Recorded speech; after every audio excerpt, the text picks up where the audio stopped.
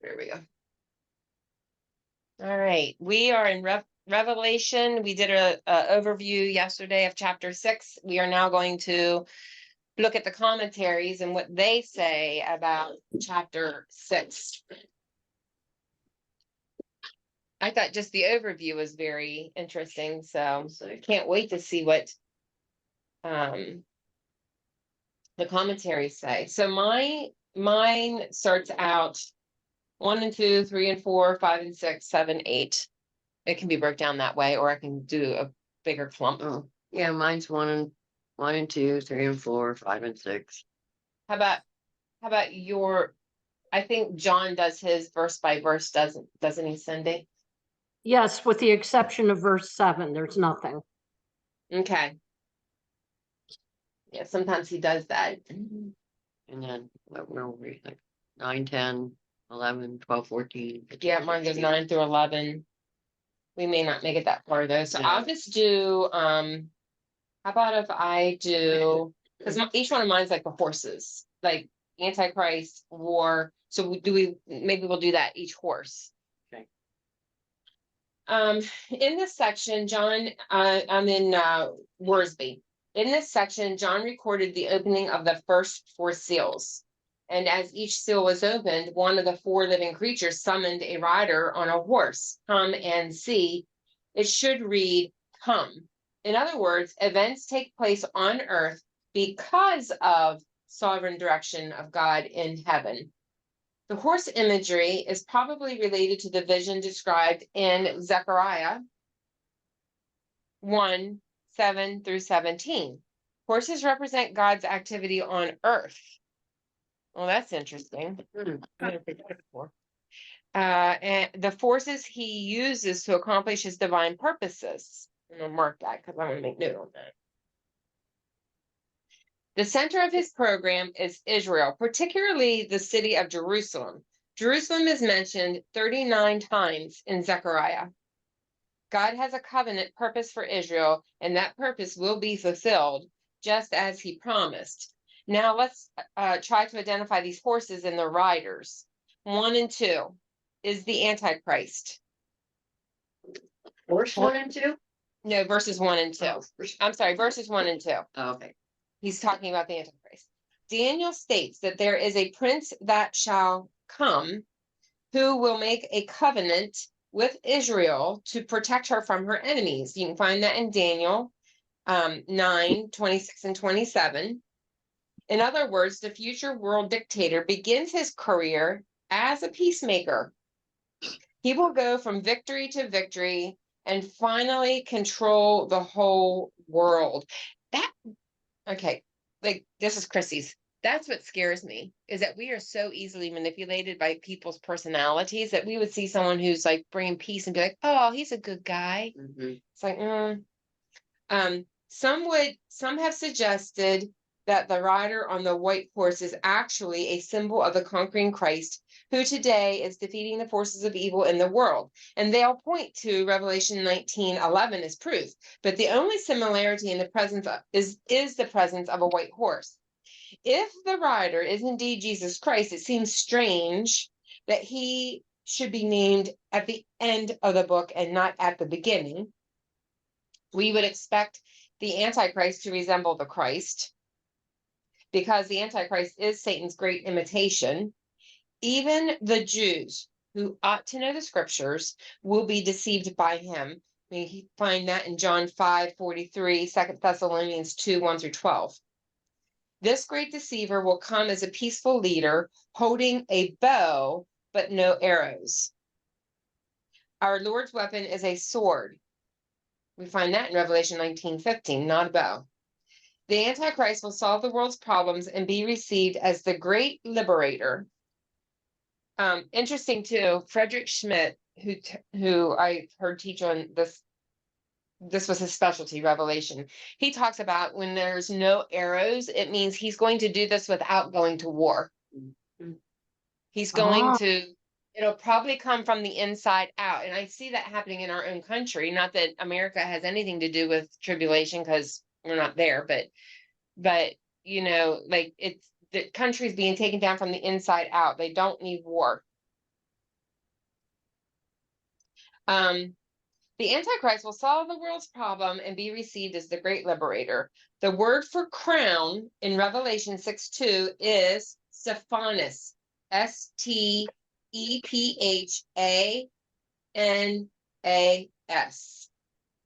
which means the victor's crown. The crown that Jesus wears is diademum, diadema, which is the kingly crown.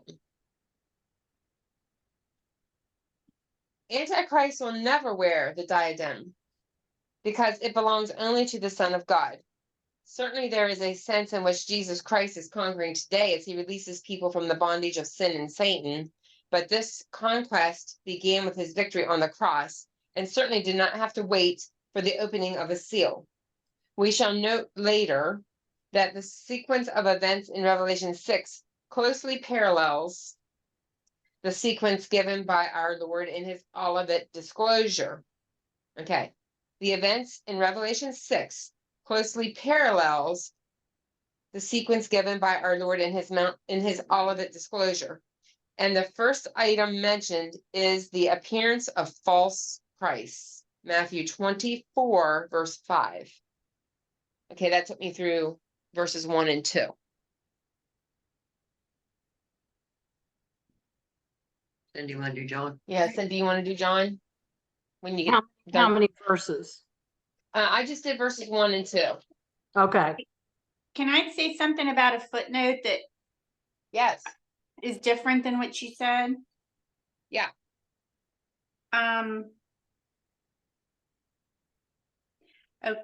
Okay. It kind of says, so for the horses, my footnote says the horses represent God's judgment of people's sin and rebellion. God is directing human history, even using his enemies to unknowingly accomplish his purposes. Mm-hmm. So your reading said that horses represent God's activity on earth. And this is saying that horses represent God's judgment of people's sin and rebellion. Yeah. I mean, it can kind of be the same thing, I guess. God's in control, I guess, would be the ultimate. What do you guys decide? Like God's sovereignty. He's in control of all the activity on earth.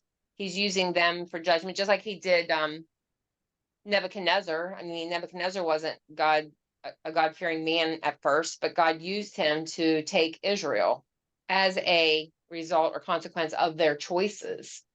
Yeah, Does that make it's just interesting. Okay, and I see what you're saying.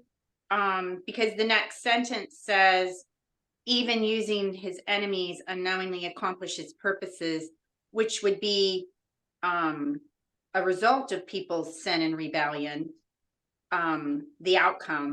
But it's a specific, it's just interesting. It's specific in that it is talking about, where is it about the colors of the horses? But it relates to judgment and destruction again, once again. It's not God's, it's through sin and rebellion, not through, it's through our sin and rebellion that God is moving, not through God's, like, not without sin and rebellion. Do you know what I'm trying to say? Yeah. And it still relates back to judgment and destruction, which is what these horses are representing, that are possibly the white one being the Antichrist, the red one being War. Bloodshed. war, and then facts and so on. So I just thought that was tied together. I think too, what's interesting is it's like he wants to bless, but these people are refusing to be obedient, or they're refused. Like, I even hate the word obedient, because I feel like it's like either you listen or you're in trouble. You know, like God just wants people to do the right thing, and his right thing is what's in the best interest of us. So like, kind of like parenting, you know what I mean? But they are continuing to, and the end is here, and it's getting worse, and they still will not submit or be obedient. So he's And they trying, so then he's trying to move in the direction he wants to go by using our sin and rebellion. Well, I think we bring it on ourselves. I think that we are, and like when you look at the Old Testament in Israel, they had every opportunity to do the right thing, and they chose not to. And he has no choice but then to allow them to reap their consequences. They're their own consequences. If someone chooses not to follow the Lord, you know, I was thinking about that this morning when we were talking about, you know, the white throne judgment, and you learn what your reward is, what you earned for your sin when you go to hell. Well, it's the same thing for the Christians. We stand before the Lord and we get rewarded for our work before the Lord. It's like some people are just going to make it in by the skin of their teeth, and others are going to be, you know, exalted, you know, into higher positions. And it's all based on our choices. Yeah. Thank you for my words this morning, Lori. I don't know. What are you guys' thoughts? Just even despite our sin and rebellion, God tries to move in. Well, he does. I mean, he doesn't try. He does, and to keep things in his. He moves. He still moves, and makes what he wants to make out of that. It's not like he stops us from sinning and rebelling. We're going to do that regardless, but that doesn't change what he's going to do. Right? He almost has to work around us to get stuff done. Yes. So therefore, the horses represent God's activity on earth despite our sin and rebellion, or because of. Yeah, always moving toward accomplishing his purpose.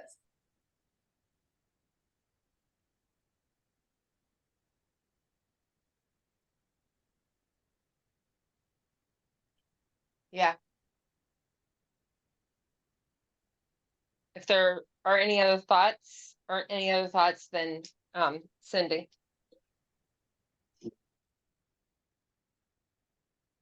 Okay, 6:1, the seals. In chapter 5, Christ was the only one found worthy to open the little scroll, the title deed to the universe. As he breaks the 7 seals that secure the scroll, each seal unleashes a new demonstration of God's judgment on the earth in the future tribulation period. Note Revelation 5:1, Matthew 24:3-9. These sealed judgments include all the judgments to the end. The 7th seal contains the 7 trumpets. The 7th trumpet contains the 7 bowls. 6:2, white horse. The animal represents an unparalleled time of world peace, a false peace that is to be short-lived. This peace will be ushered in by a series of false messiahs, culminating with the Antichrist. Matthew 24:3-5. He who sat on it. The 4 horses and their riders do not represent specific individuals, but forces. Some, however, identify this rider with Antichrist. Although he will be the leading figure, John's point is that the entire world will follow him, being observed with pursuing this false peace, the bow.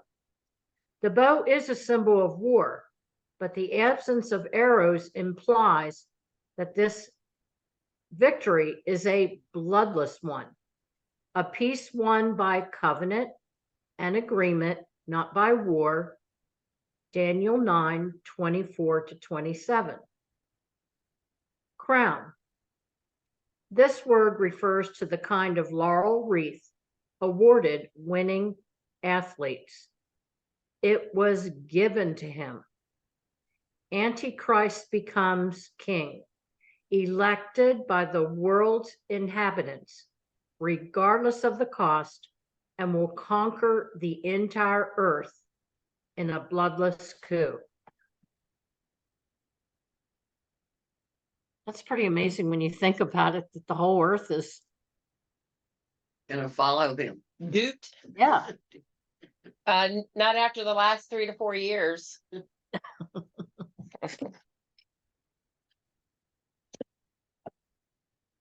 Tony, 1 and 2 says, with the opening of the first seal, the tribulation period begins on earth. A 7-year span following the rapture of the church, in which God brings judgment to the earth in order to reclaim it. Once the church is in heaven, us, I hope, Praise the Lord.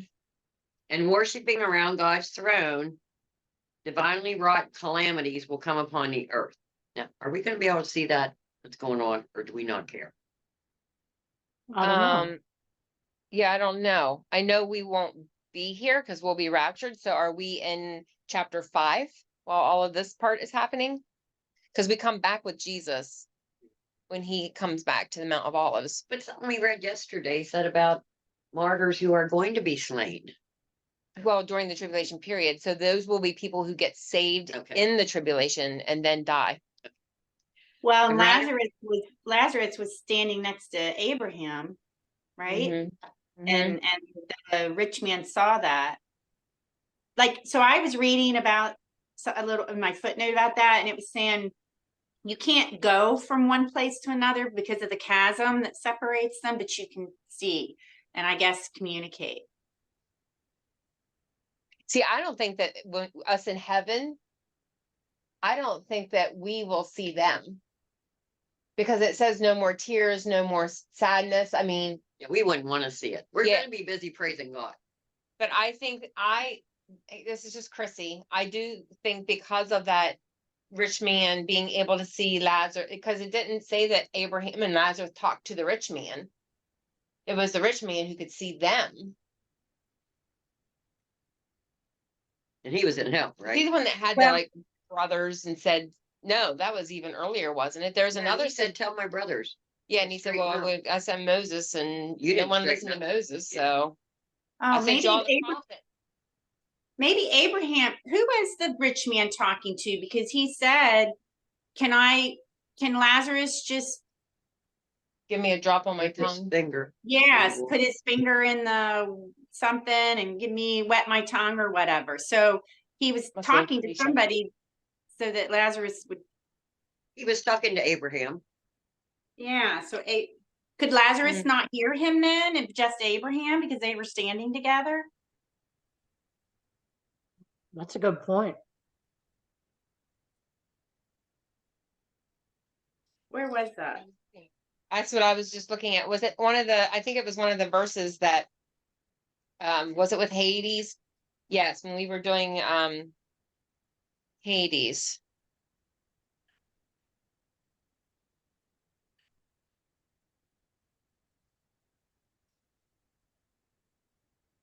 We have, body and soul is destroyed, place of death and torment could see, oh, okay, Luke 16:23 and 24. Maybe go back and reread that in more detail.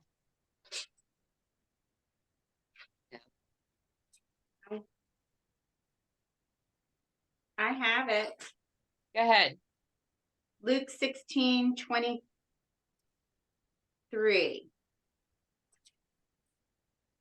Okay.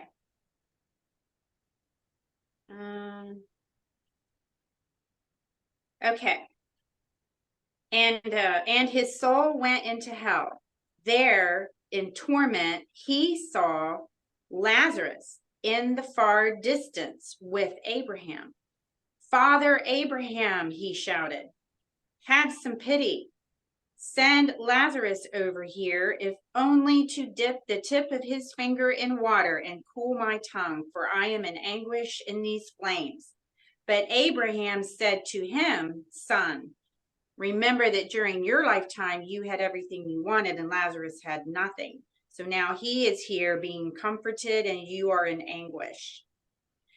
And besides, there is a great chasm separating us, and anyone wanting to come to you from here is stopped at its edge, and no one over there can cross to us. So there, See, it's that just that would Abraham leave and me under Rachel. that would leave me under the impression about how that's written, that we could go, that we could see, because he says anyone who wanted.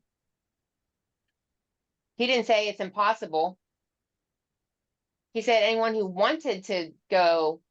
Read that again. It says, and well, number one, the rich man's only talking to Abraham, even though Lazarus is standing right next to him. It's almost like he can't even, I don't Right. know.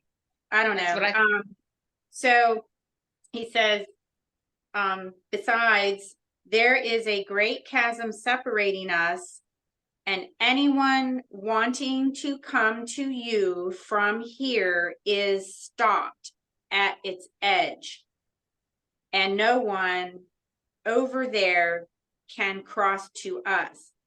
So it says, so if you're where Abraham and Lazarus are, you may want to cross, but you're going to be stopped, and no one where the rich man is can cross to us. So you may want to, but you're going to be stopped.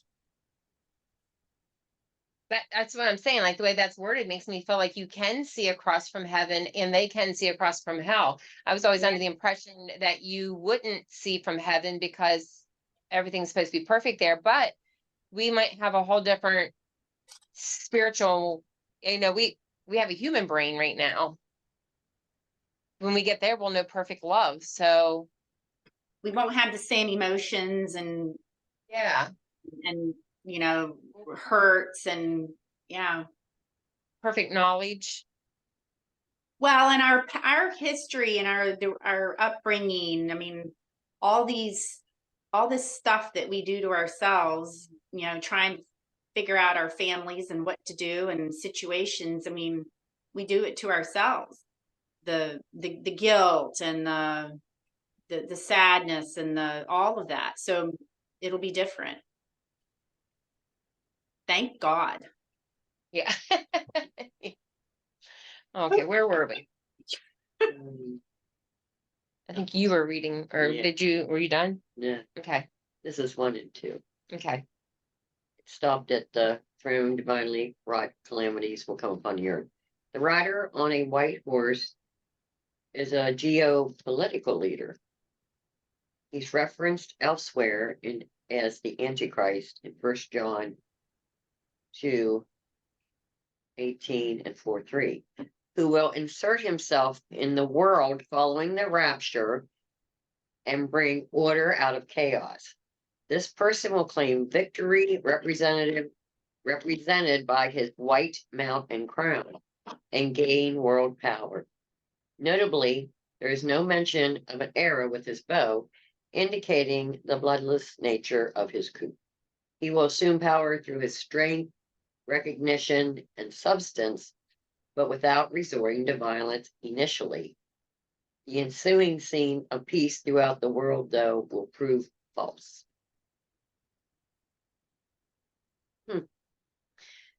So I think, now here you go, like you thinking, that there will be people who weren't raptured who do know this. They might have the head knowledge, but Yeah. they didn't really have a heart conversion. But they might be people who would be out here in the sanctuary saying, hey guys, come here, listen to this in Revelation. Mhm. This is where we are, maybe. Well, especially the Jews. I think that's why then chapter 7 is going to be important. There's 144,000. They do know the Old Testament. And when they realize all this prophecy it's so supported in the Old Testament that, I mean, yeah, then all they have to do is go to Revelation. That's what Frederick Schmidt said. He was a Jew. mhm. And he said when he started reading Revelation, he knew the Old Testament. It all made sense to him. I remember when he came. He's been here 2 or 3 times. He's He was amazing. wonderful. Just appreciated him so much. All right, that was 1 and 2 and Tony. All right. What was 3 and the verse? 4. Sorry, what was the verse in John, First John he referenced? First John chapter 2, For verse, what? he was referenced elsewhere as the Antichrist. Oh, In First John chapter 2, verse 18 and chapter 4, verse 3, 1 John chapter 2, verse 18 verse 18. and chapter 4, verse 3.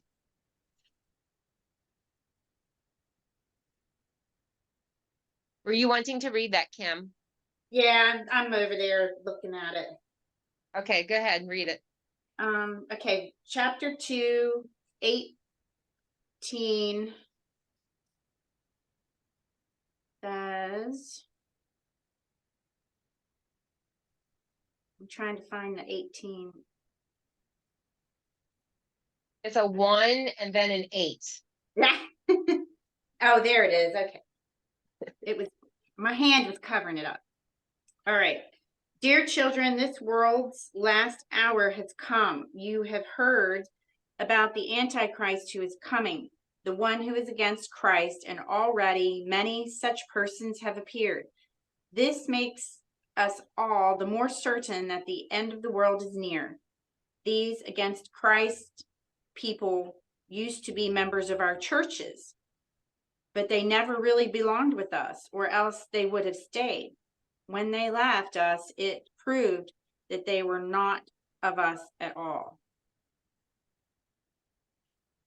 Ouch. And then 4:3, Kim, what's that say? They were part of our churches. That kills me. Wow. Yeah.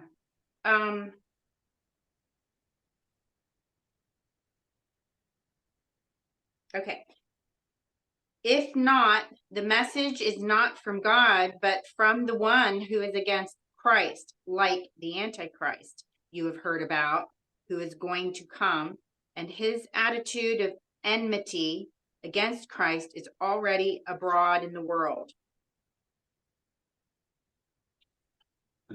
This is talking about distinguishing truth from false teaching.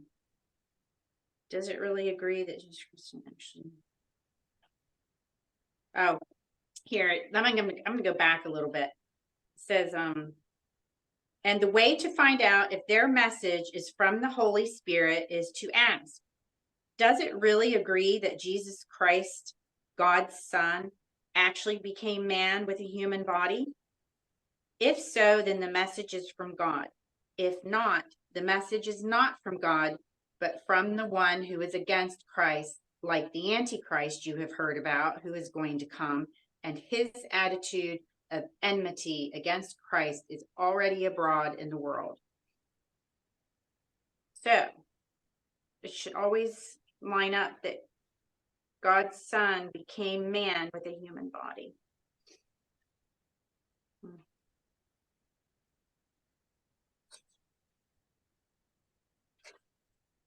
All right, everybody got their notes for that?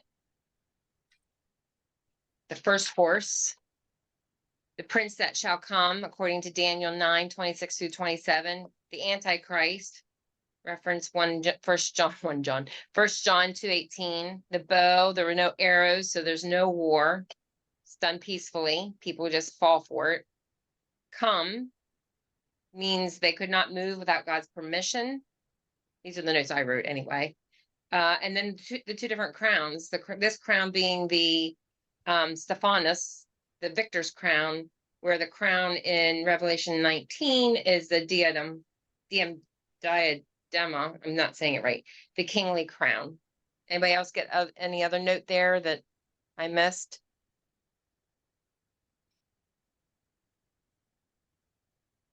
These four living creatures, like, It's interesting because it's almost like,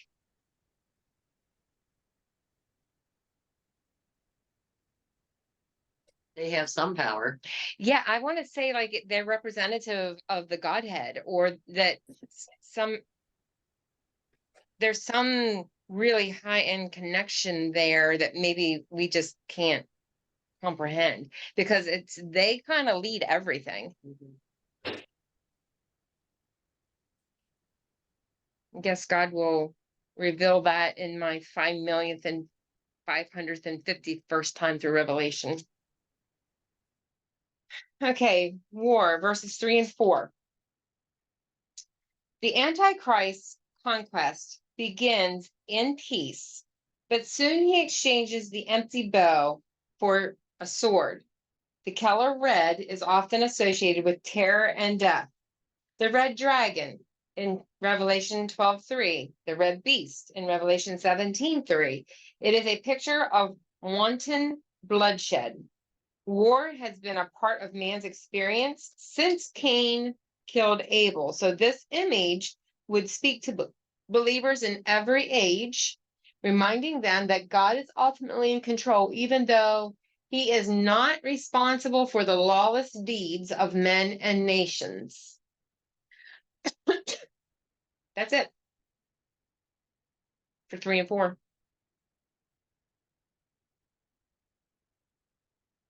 What's John say, Cindy?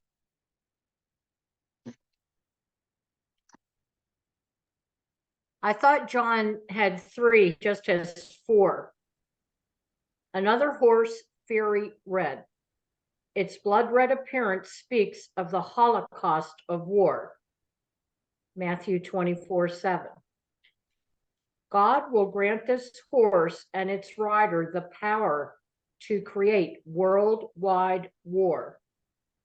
But as horrible as this judgment is, it will be only the birth pangs, the beginning pains of God's wrath. Matthew 24:8, Mark 13:7 and 8. Wait, Mark 13, 7 and 8, Luke Okay. 21:9. 24. No, Luke 21:9. Okay, thank you. People should kill one another. Violent slaughter will become commonplace. Sword, not the long broadsword, but the shorter, more easily maneuvered one that assassins often used and that soldiers carried into battle. It depicts assassination, revolt, massacre, and wholesale slaughter. Reference Daniel 8:24. I was thinking a longsword. I don't know why. Yeah. Yeah, that's gonna be close up and personal. That's really good, Lori. You're right.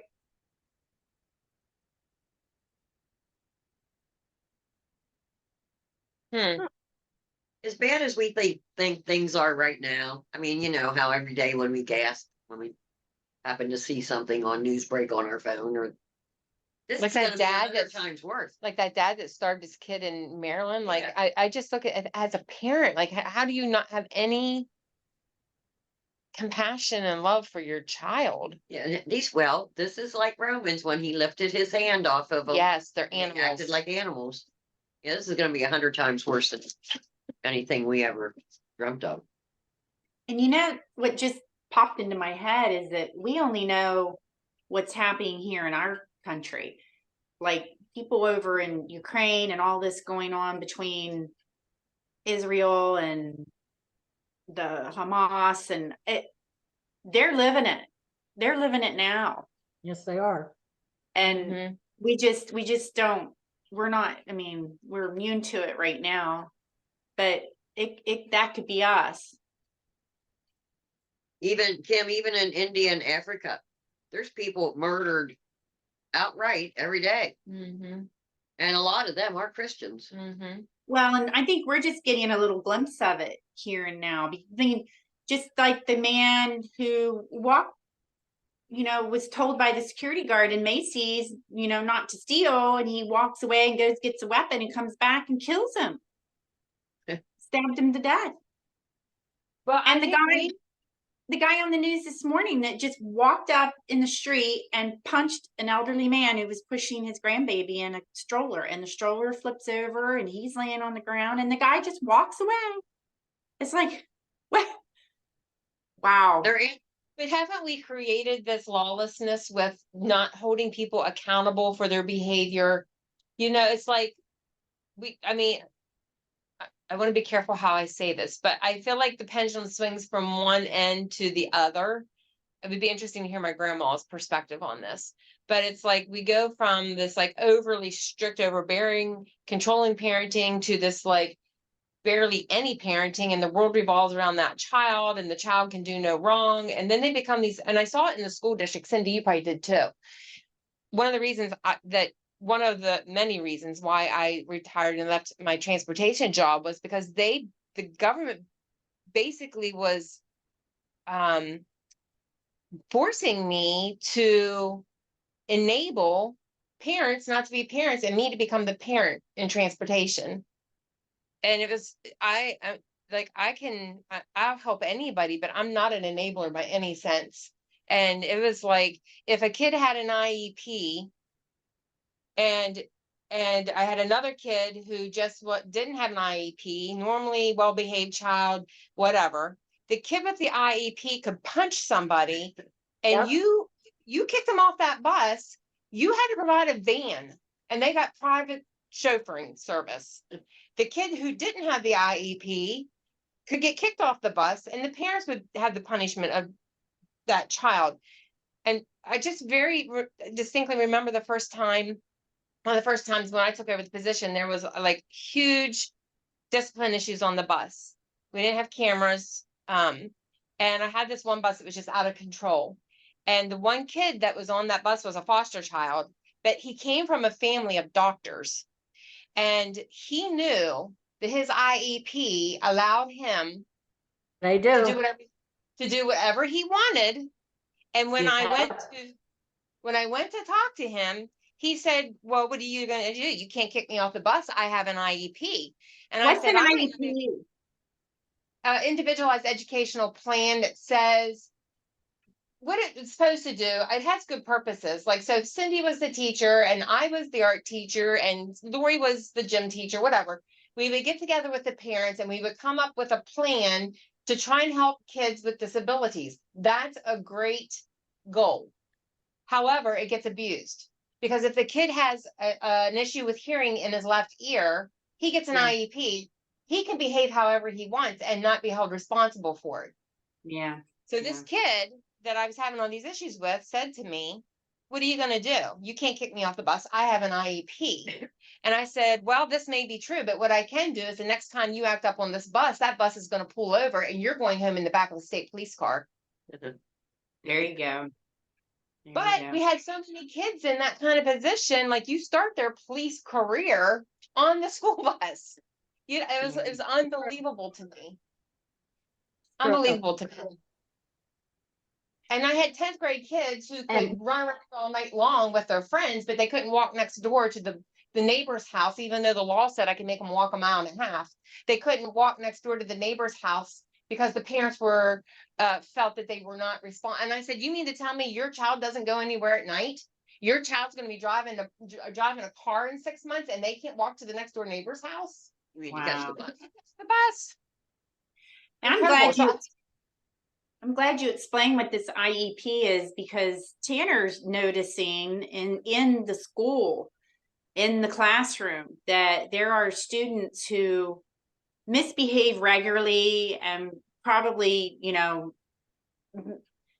who knows, but they get away with it. Like they don't get detention. They don't get the same discipline that somebody like he does. And he's like, I left my earbud in my ear and I got detention. Like I forgot it was in my ear and I was sat down and she started class and I didn't take my earbud out in enough time, and she gave me 30 minutes of detention. She goes, and there's kids that, you know, kick over the trash can or punch somebody in the face or push somebody, and they don't get in trouble at all. He goes, So what's that creating in Tanner? What's that creating in Tanner? That's creating Oh. resentment, and that's creating conflict between him and the other students, because after a while you're like, well, why is Lori getting away with all this? And I got kicked out of school. But it's on an IEP. I think, I don't know, correct me, Cindy, because I've been out for a while now, but I think you can only kick a kid out of school for like 10 days when they have an IEP.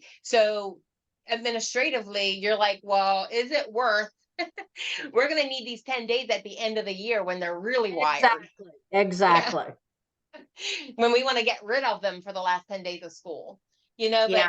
now they're also working like the 504s. Now the 504s are becoming more Oh, popular with a little Yeah. bit more room, but you still, and you know, it's like this one kid, he like went off and was doing the F-bomb, and when I actually did get the cameras in the buses, and he said, well, you can't do anything, and I said, you're not going to, as an adult, walk into Walmart and start screaming the F-bomb at the top of your lungs. Like, we're not preparing them to walk into adulthood and be responsible. And now we have all these people who just are so entitled, and we don't understand why. Anyway, I digress. Hence retirement. I get it. I get it. Mhm. So yeah, these crazy entitled feel like you can just walk in somewhere and punch somebody or just shoot somebody when you don't get your way. It's not surprising to me. Yeah, No. Where were we? celebrate. It is. And the thing of it is, well, even so, what you said, and then as citizens, just like the man on the subway tried to, well, I don't know what the outcome of that was.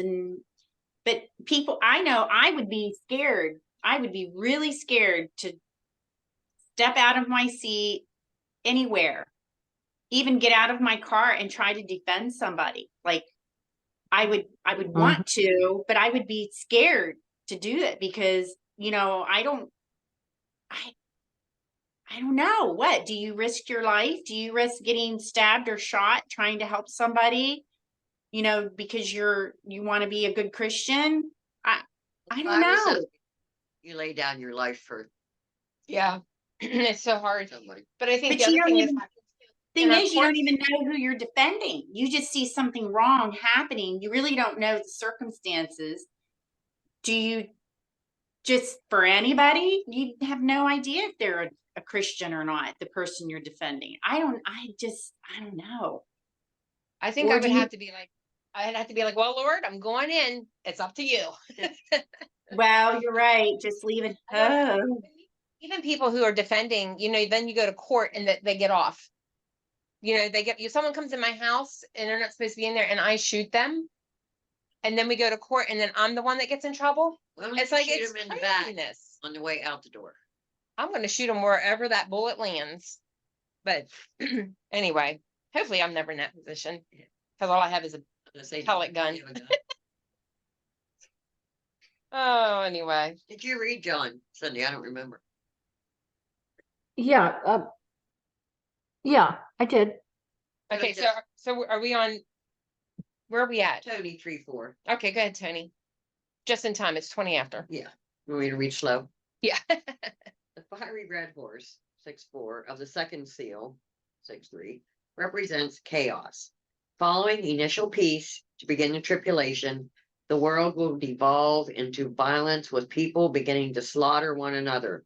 Like Adolf Hitler before him, the Antichrist is going to transition from pretending to be peaceful to wielding a large sword. Representative of his capacity to slay people. The parallel to Hitler is instructive because the German chancellor rose to power amid the turbulence of the Great Depression by building consensus and support before his administration developed into violence and dictatorship. So since I wasn't around then, I didn't realize that in the beginning they thought Hitler was A-OK. Yeah. I think too that somewhere, I don't know where I got this from, so it could be wrong. Just keep that in mind. But they said that he thought he was doing the right thing for Jesus, For killing the Jews. killing the Jews. Yeah. But he was also, we forget, we point out the Jews, but he was also killing like homosexuals and other minorities, Impure impure people. Yeah, in his mind. in his mind. And he also had his like young teenage niece who lived with him. Which shows you how far back trafficking goes. So we've got through the two of the horses. Yeah, we're in verse 5. So we'll pick up on 5 tomorrow. Anybody have any other thoughts? It's gonna be ugly. Sorry for really getting passionate about my opinions there, but I do think we're creating a world that's not reasonable. And then I think, thank God, we live in our little town. You said. I agree Don't with everything. apologize. I'm sorry. What'd you say, Linda? I said I agree with everything you just said. Oh, thank you. What'd you say, Kim? I said, don't apologize, please, because I mean, I think it's good that we have conversation that brings the word to our lives today. I mean, there's nothing wrong with pointing that out and feeling like I learned something today, and now I can explain what you said to Tanner. Yeah. And that'll bring some understanding to him. So if we hadn't had that conversation, I would not have known that. So Well, and that's one of the things with the public school system too. Like we have fantastic teachers, like people whose heart, they love the kids, they want to teach. How do you teach when you have 30 kids in your classroom and 5 to 10 of them can do whatever they want to do? Or I don't know, what is the ratio, Cindy?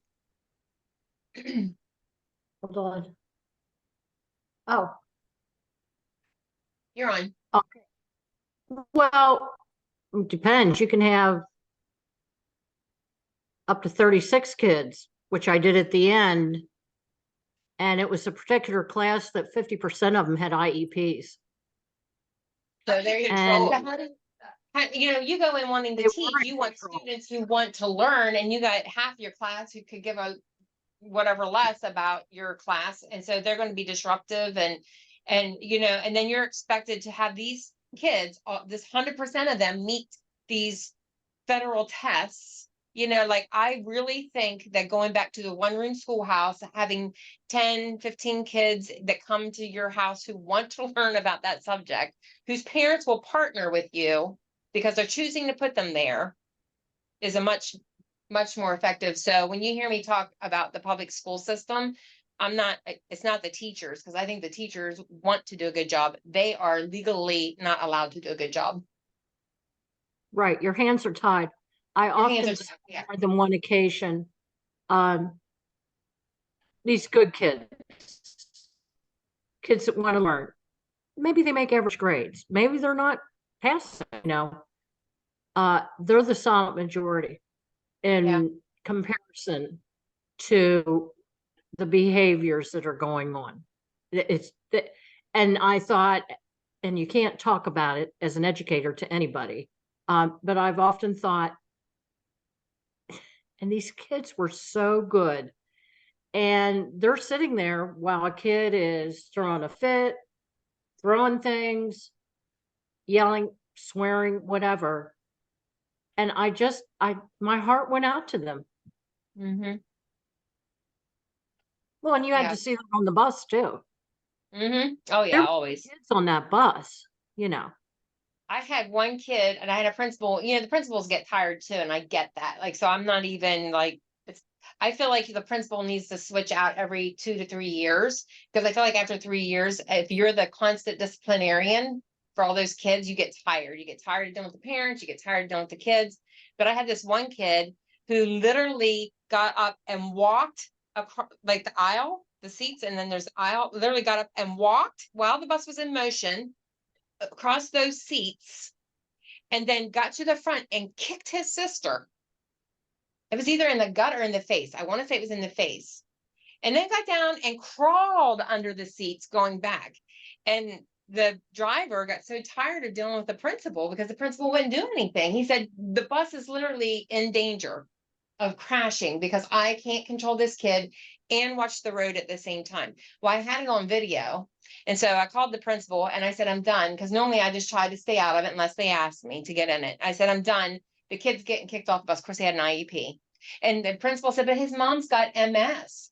She can't bring him to school. I said, not my problem. I said, I got 72 kids whose lives are in danger because of what this kid is doing. There's a family. They're responsible. They need to figure it out. And so I said, you know what I did? I sat down and I typed up what this kid was doing by the second. Every couple seconds, he was doing something else, and sent that letter to the mom and told her, you know, this is, I'm backed against the wall because I cannot allow this behavior on the bus. She's like, I had no idea it was that bad.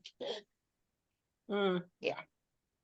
Anyway, so anyway, this concludes the reading of God's word. Those kids hate the high school. The ones I go to lunch with, the ones Yeah. that have grandkids Yeah, in the high school now, they just hate it. yeah.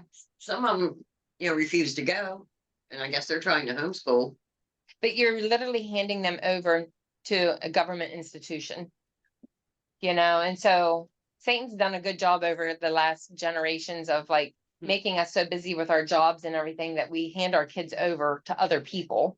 I mean, a lot of people also expect the church to educate their children on God, which they should, but it's actually the family's responsibility to instill God into their children. Well, how many families are there? How many single mothers are there Yeah. out there? No men in the leadership role. Yeah, I agree. Well, anyway, this concludes the reading of God's word for today. We'll pick up on verse 5 tomorrow. Thank you. Yeah, love you guys. See ya. Bye. See you Monday. Have a good day.